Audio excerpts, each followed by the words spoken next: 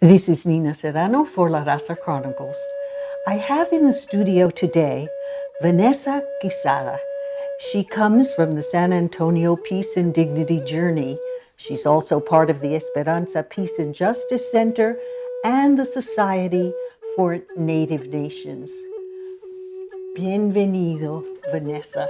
It's so wonderful to have you here. I know you're just passing through town, so we're very lucky to have you.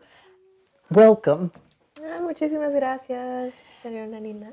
Well, can you explain to us what has been this journey that you've been on? The Peace and Dignity Journey is a 7-month prayer run that we do, and it happens once every 4 years, starting in 1992, to fulfill the prophecy of the eagle and the condor, which is to reconnect our people from north and south, from Alaska all the way down to Argentina. And we do a ceremonial run with sacred staffs from different communities, different First Nations from all over Abya Yala, and we pray for a certain theme every 4 years. By staff, you're not talking about people now, you're talking about staffs, yes, like long sticks with a hook at the end. They're all different types. Each one comes from a different community, and most of them are made of our tree relatives of their region. But they contain medicines that are all from their different regions. So some of them have animal different elements from medicine and the plants that are from their region. And so they're all basically embodying the dreams, spirit, and fuerza of every single community that has a prayer for that community. And so those of us that are carrying the staffs are like the messengers, and we say that the staffs actually do the work. That's the medicine, and we're just their legs. And you actually use your legs in this work, in this journey, because you actually run 5 miles at a time. Is that right? Correct. There's not a step that we haven't taken from Alaska down to Argentina. And you do it in relay form. Correct. So you have run the continent. Yeah, well, yes, you could say it's intercontinental. So I would say North America, I've run from, yes, Alaska to Panama, 2 continents. Wow. Wonderful. Amazing. And you feel strong and well. Now I do, now that I've had some time to recover. Oh. So you did it in all kinds of weather. Oh yeah, in Alaska it snowed our 3rd day, all day long. We ran in snow. Sometimes it was pouring rain, especially in Central America. There's a lot of, you get into more tropical zones where you're running through 2 and 3 feet of water and through puddles and flooded lands, and yeah, there's a little bit of everything, dust storms. And the purpose of the running is? Prayer. It's a prayer. Every single step that we take is an offering of ourselves, and it's really to bring all of our communities together, to get to know each other through peace and dignity, recognizing that all of our tribes, all of our nations, that there's so much value in our culture, and a lot of the youth doesn't necessarily see or feel as connected to that culture, and kind of feels swept away in mainstream society and Western society that's kind of taking over, and that pull for materialism and things like that. And so this really allows us, for me, it's been a really powerful medicine to see myself and each one of us, and the medicine that we carry, and the riqueza, that richness that comes from our ancestors, from our people's resilience, from our culture, from our different ways that we connect to the land and to our people. So is this mostly young people doing the running? How do the generations all participate? Well, they're youngsters that are running. However, we did have an elder from Jalisco, El Coyote Prieto that ran with us from Jalisco all the way down to Panama. Wow. So we really do our best to include everyone, and the young and older elders, medicine people. We've had people in wheelchairs. We've had all kinds of people, because it's not really about the running itself. It's more about the prayer. And so we really keep this open to everyone with that open heart that's coming from a place of respect. So are there gatherings at various points in the run when you pass on the staff? Is that when the generations come together and the exchanges happen? Mm-hmm. Every morning, once we wake up, we'll have breakfast with the community, and then we gather in a circle. And at that time, that's when we say we're waking up the staffs, and we lift the staffs. We share our songs. We usually have words and stories from the elders and the medicine people of that community. And then all day long, we're carrying those staffs and we're praying with those staffs till we get to the next community, at which time we have another circle with the new receiving community.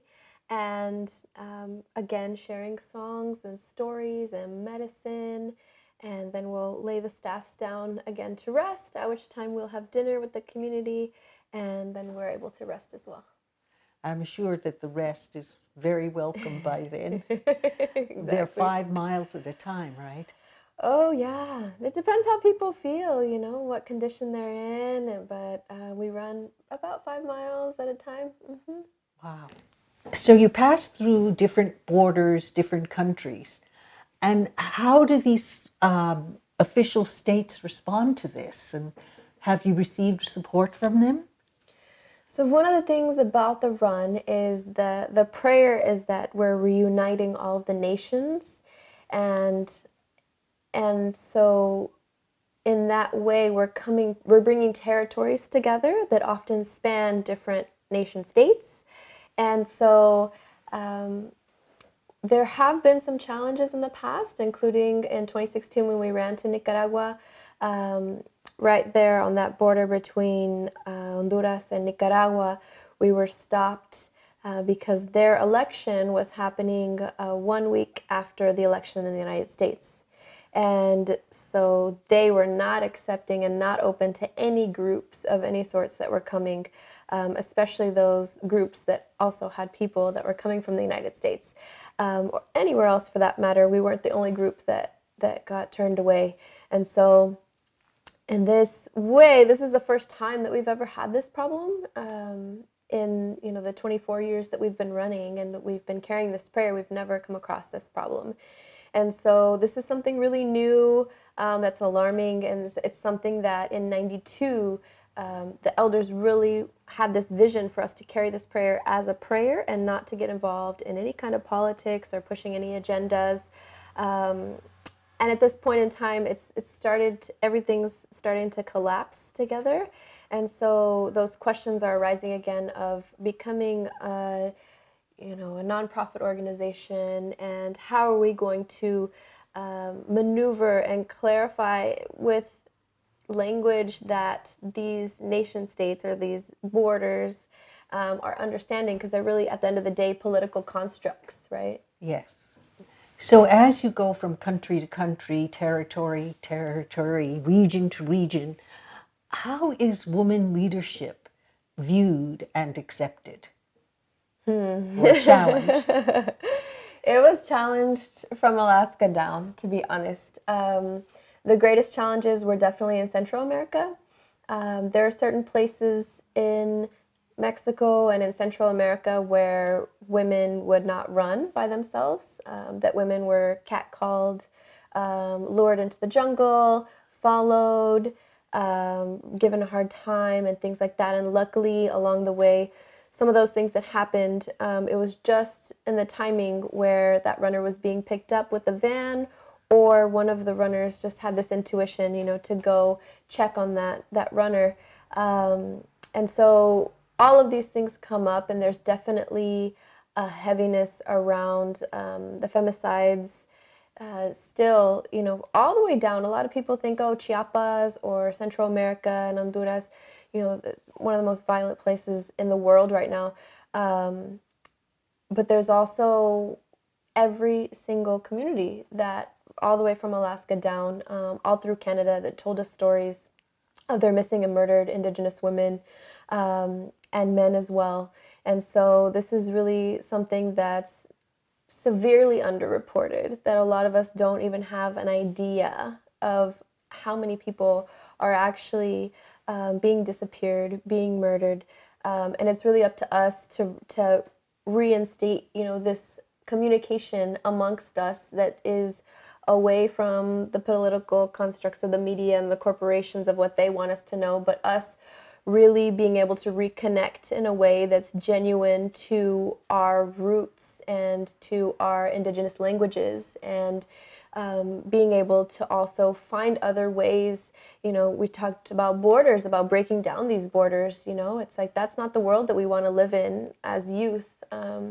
We want to be able to use the waters, between, and our cultures.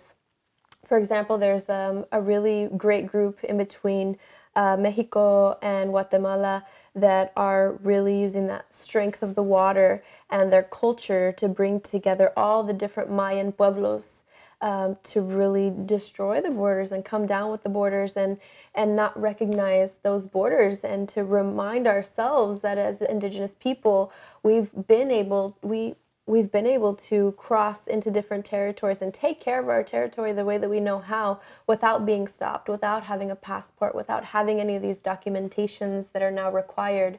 And so we have that task of being more creative, of being able to connect and listen, not only to the land, and to the elements, but being able to remember how to do these offerings to the land, because that's where those messages, that's where our wisdom is kept. That's where our songs and everything. A lot of people say that our language, our culture is disappearing, and it's not true. We met this elder, Cree elder. He only spoke Cree, in Manitoba, that said, the land, she keeps all of our teachings, all of our wisdom. And at any point, if we wanted to remember something, all we have to do is leave our offerings and, give of our heart, whether that's in a song, whether that's a prayer, whether that's tobacco, whatever your medicine, that you've been taught is, that's what you offer. And only then can you receive. And what about the healing aspect of the work you do? What is the role of healing? And while you're telling us that, could you also share how you yourself learned some of this? So healing is not necessarily the purpose of the run, and I would say it's more of a byproduct of what happens. As we are praying and being so much more in contact with all of the elements, with the air, with the land, with the water, with the rain. Oftentimes, we'll sleep wherever people sleep in that community, whether it's a teepee or out on the ground, on a tarp, in homes that still have the earth, what we call now earth floors, just on the land. Being able to experience that every single day, and being in a deep spiritual space with people, and being able to open up in this way, really makes us more sensitive to those messages from the land, and from the staffs, and from that come through the people in different communities. And so within that, we become more sensitive to the strength of our, I would say, sacred places where our ancestors and our families would go to pray. And they're really strong places that have power, that have strength, that have healing capacities, that we recognize now as healing because of different minerals through the springs, or the sheer, just the makeup of the land and of of the soil, the content of the minerals, all these different things that now like science is proving why our ancestors did what they did when they somehow already knew, right? And so my healing has been able to come back to my community with a completely new set of eyes, and being able to communicate, with my heart, with the land, to really have that want to connect with the elders, to learn the medicines of the land, to learn about the traditional foods, to learn about why is it important to carry these traditions, to carry these medicine ways, and what that also implies for us as a responsibility to carry that, because there's so much healing that can happen, within our own bodies, but also for the land, just by going together and doing a ritual and praying and singing.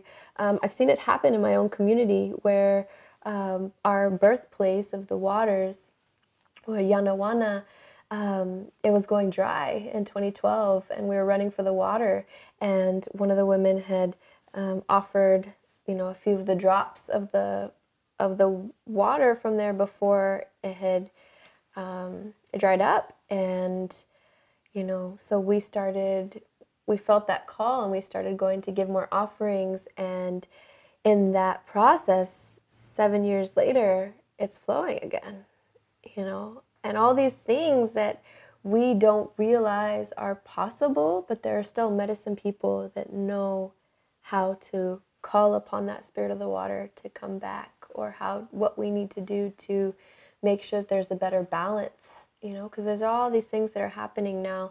The fracking, especially in Texas, we have fracking, we have detention centers, and they're layered, and we have women and children that are being incarcerated just for trying to cross this political construct of a border, and they're being fed this water that's coming from the fracking wells, and that's coming from the surface water. It's completely toxic. It's flammable in Southwest Texas, and it's something that is just growing horrifically. And we're starting to see earthquakes from it. We're starting to see all these things happen in response to these chemicals that are being shot into the land to pull out the gas. And it's horrible, and it's something that not a lot of people are aware of that's happening. And same thing as we're running in Canada. You're running down the highway, and there's this curtain of trees. And then you start to see these signs, and then you look beyond, just behind the small, thin tree line, it's a fracking site. In BC, I remember running and seeing that. And it's so, they do a good job of trying to, the corporations are trying to keep it tucked away, or in places that people don't realize, you can't see it. But in West Texas, right now, where my grandparents live, my cousin passed away from a brain tumor 3 years ago, and he worked on one of the seismic sites, and he got a brain tumor. And so I started talking to some of the women that were working there, taking care of him in the home health and in the hospice centers, and they said, you know what, if we had double the amount of hospice centers, it would be full of brain and lung cancer patients from all the chemicals that are going up. And so this is the world that we're inheriting. This is the world that we're leaving for our children and for our grandchildren. And so it's up to the younger generations to work with the older generations, the more seasoned and wise generations, to hear the stories, to learn the stories, to really know where we are and what's going on around us. Ubicarnos bien, like it's really important to know what's happening, and how sacred our land is, how sacred the air is, and why we need to become protectors, why we need to move in peace, and but also demand dignity for the things that we do, because we are not accepting a world that's inhabitable, like uninhabitable. We need to take care of ourselves, and we need to take care of all of that which gives us life. And so with that, it's really just an interesting, like a really strong time right now for us to really be training and to be more creative, to find more creative solutions that are natural and bring us back into balance, but also to have that strong voice to demand it, and to be able to play by those political construct rules of being able to know the laws. We need to be educated. We need to know how to stand up for ourselves and how to show, where the holes are for science and all of these other things, so that we can also prove that our indigenous sciences are just as strong and even more timeless. Well, this is overwhelming. I'm so glad you're here to tell us these things. They're profound, they're moving, and they're inspiring. Thank you so much. It's been a pleasure. Un placer. Igualmente, muchísimas gracias. Vanessa Quesada from the San Antonio Peace and Dignity Journey, the Esperanza Peace and Justice Center, and the Society for Native Nations. Thank you. Gracias.